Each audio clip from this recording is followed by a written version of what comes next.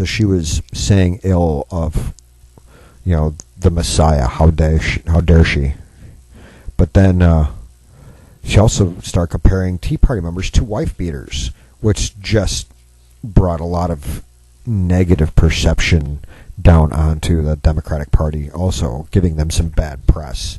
So every time she opens her mouth, she's making her party look bad, which, by the way, has been the case pretty much since the day she got elected. In fact, since she started campaigning for her first office. Why they put her in charge of the DNC, I have no bloody idea. Unless they just were looking for somebody that they knew they could control, because she is that dumb. But she's so dumb that she is putting her feet in her own mouth as well as the mouths of other people in her party. And they're like, okay, we're fighting against them on that stuff, but now is not the time to say things about that topic, especially things like that. So she's attempting to speak her own mind, which she doesn't have much of, but she's been going back and forth against Valerie Jarrett, who called her directly and told her to shut up, and issues with Obama and issues with the rest of the DNC. And it's getting pretty bad for her, looks, folks. So she may be on her way out when she runs for re-election here in November. What this is kind of saying is, without the backing of the DNC, she just may be out of a job. So they're kind of ostracizing her at the moment. Who knows? We'll see. Maybe she has enough support from the people in her local area who don't bother to get informed before they cast a ballot.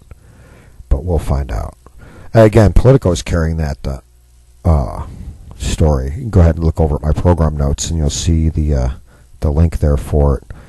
It's Politico.com. Democrats Debbie Wasserman Schultz 111077 to kind of give you the URL for that. So there you have it.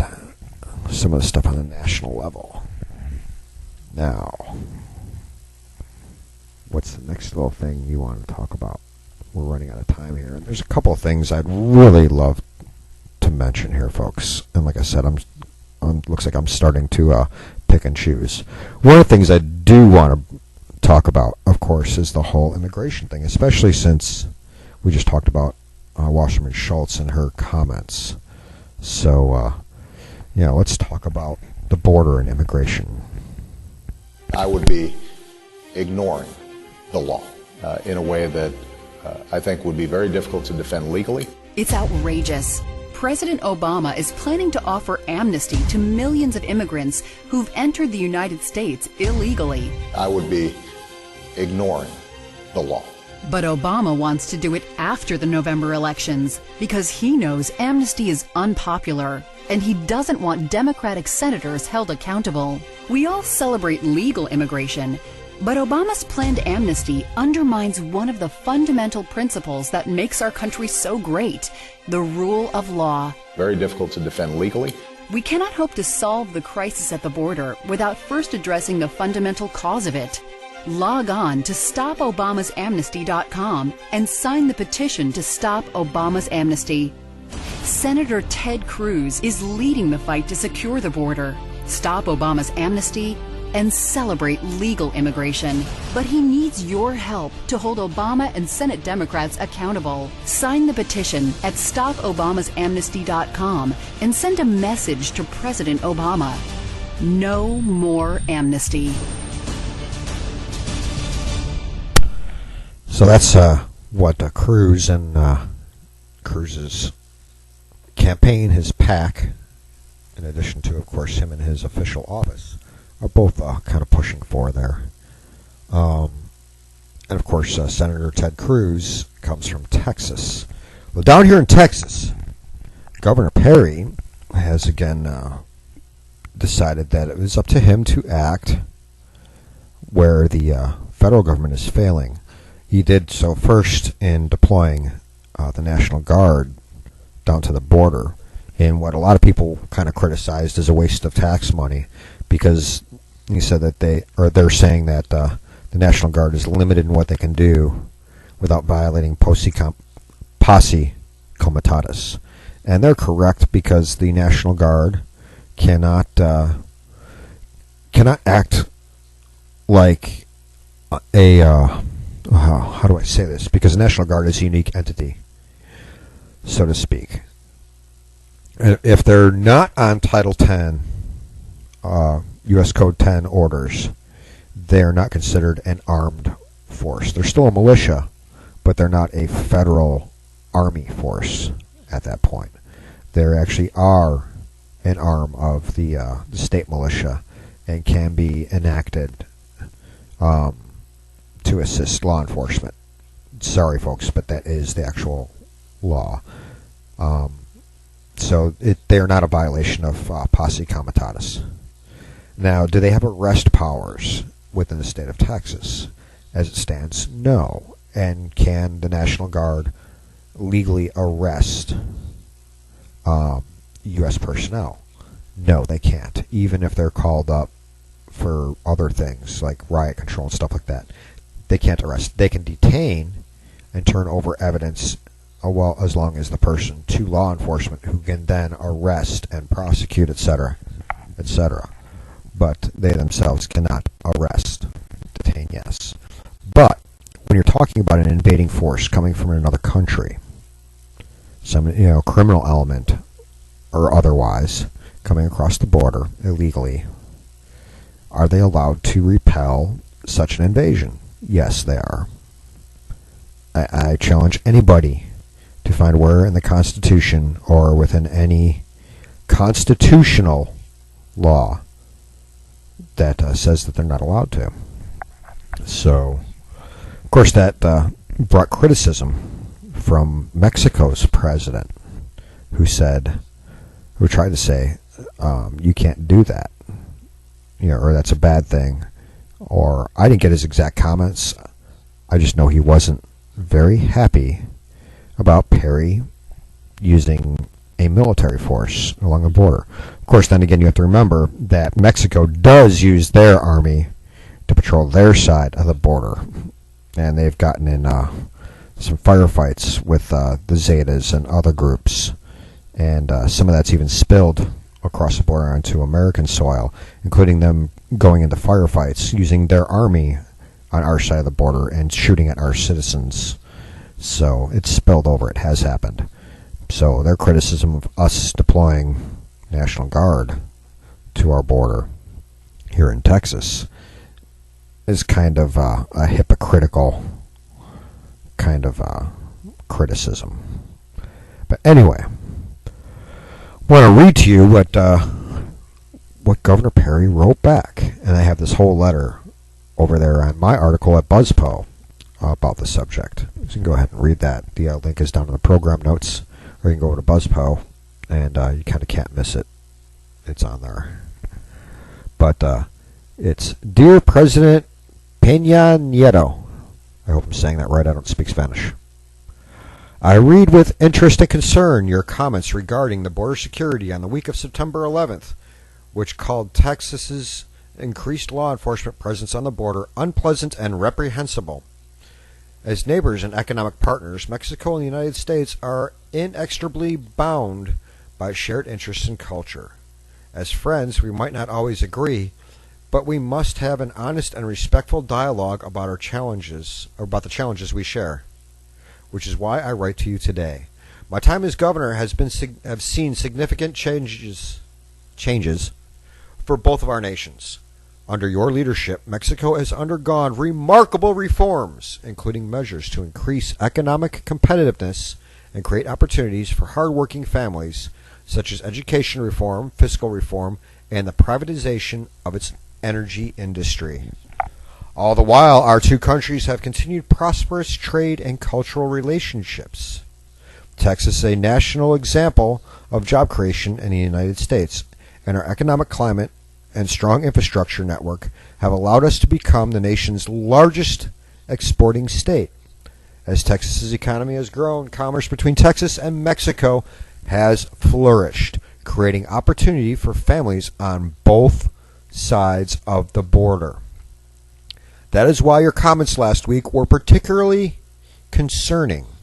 I believe strongly that our continued prosperity depends on a partnership that works collaboratively to address our shared border security challenges. Rather than marginalizing the legitimate views of one side, our partnership cannot advance if we fail to acknowledge the serious issues associated with lax border enforcement along both of our southern borders. Our unique relationship as neighbors who share nearly 2,000-mile border not only requires a spirit of cooperation, but a willingness to confront problems with direct, candid dialogue. The fact is, cartel violence plagues our international border and jeopardizes the security of the citizens on both sides of the border. Furthermore, the number of illegal alien apprehensions in this country has been on the rise for the past few years. While many seek only economic opportunity, some seek to exploit our porous border with criminal intent. I will continue to act as necessary to uphold my constitutional obligations, and when it comes to the safety and security of Texans, I will not be dissuaded by the rhetoric of any kind. The crisis has manifested itself in the faces of sacred children, scared children, undertaking perilous journeys and traveling from Central America across Mexico to reach the United States. The threat posed to these young children, families along the border, and communities across Texas as a result of a porous border is real. That is why I directed the Texas Department of Public Safety and the Texas National Guard to provide additional law enforcement resources in the border region. As the governor of Texas, I have an obligation to put the safety of our citizens first. Those obeying our laws have nothing to fear from increased law enforcement presence. In fact, I would like to invite you to visit my state to see firsthand the professionalism of our National Guard soldiers and their law enforcement partners as they work to secure the border. Our challenges today are partly a consequence of the failure of the Mexican government to secure its southern border from illegal immigration by unaccompanied children and other individuals from Central America, or to deploy adequate resources to control the criminal elements in Mexico. Whether along Mexico's southern border or Texas's, we must ensure our borders are secured in a manner that discourages illicit activities while allowing for legitimate commerce and lawful immigration. I encourage you to take the necessary steps to do so along your country's southern border. Our shared border represents a common opportunity to enforce the rule of law and continue a productive dialogue that addresses the evolving realities and challenges of border security. I would be honored to host you in Texas, and I'm hopeful the United States and Mexico can work as partners to find solutions to those challenges, now and in the future. Sincerely, Governor Rick Perry. How about that, folks? It sounded kind of presidential, didn't it? Maybe part of the reasons, or one of the reasons behind that letter and the way it was written, could be the eyes towards a 2016 presidential bid. We'll find out. But and anyway, he definitely did sound like a good elected executive for either a state or a nation. I know he's going to come under criticism for his response, but I kind of liked it. That's just my 2 cents there. Just like I kind of like what Texas is doing for veterans here. real quickly. Let's hear what that's all about. Our men and women in uniform have valiantly served and profoundly sacrificed for our nation. That's why Texas is expanding staffing at the Texas Veterans Hotline with experts trained to help veterans deal with the VA. Callers can learn what they qualify for, and in the most urgent cases, TVC experts will work directly with the VA to help veterans get the answers and care they need and deserve. Call the hotline at 1-800-252-VETS. Thank you. Yep, and talking about Texas, let's talk about Pennsylvania. You're wondering what the two have in common, I'm sure. Well, the Pennsylvania legislature is going to be entertaining passing a new bill into law that's going to be very similar to the laws passed here in Texas regarding arming school teachers and school officials. Now, of course, it's not going to tell anybody that they must carry a gun in the school if they work there or any crap like that. What it will do is open it up for the local school boards to decide for themselves if they want to have armed teachers or not. And if the teachers are armed, they must first go through and legally obtain a concealed carry permit.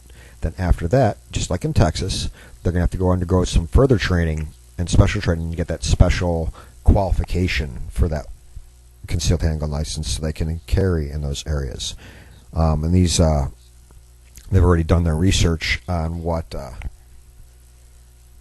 courses they'll have to take, and they're similar courses to what the police officers in Pennsylvania already have to take. So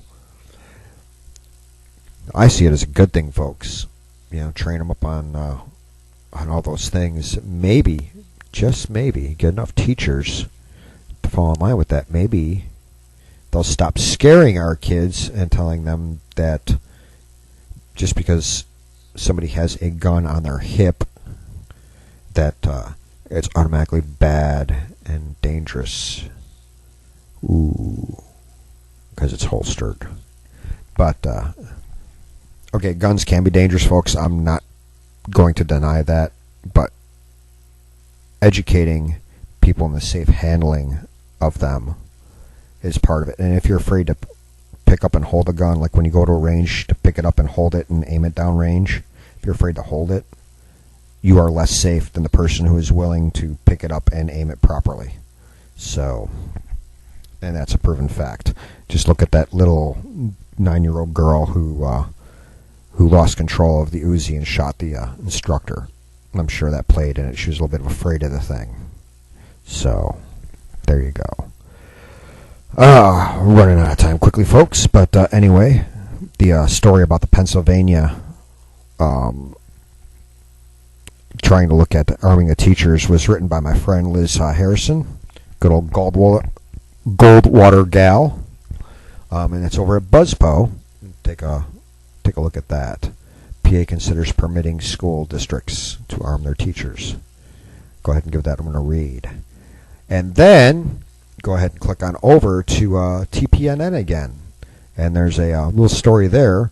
There's going to be a 3-part video coming out where Scotty Nell Hughes interviewed, of all people, convicted or not convicted, because I think it got overturned, but known terrorist Bill Ayers, and she interviewed him, and I guess in that interview, during one segment that's over there that they have posted already, Bill Ayers told Scotty Nell Hughes that he thinks that Rahm Emanuel, yes, that Rahm Emanuel, currently the mayor of Chicago, is a white supremacist.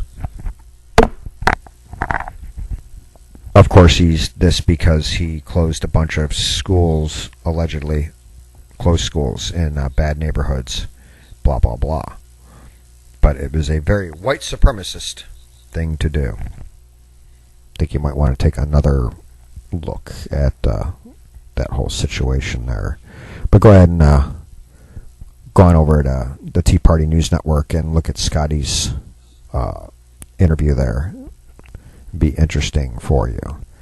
And with that, we're going to wrap up this show, this Mouth of Matuszak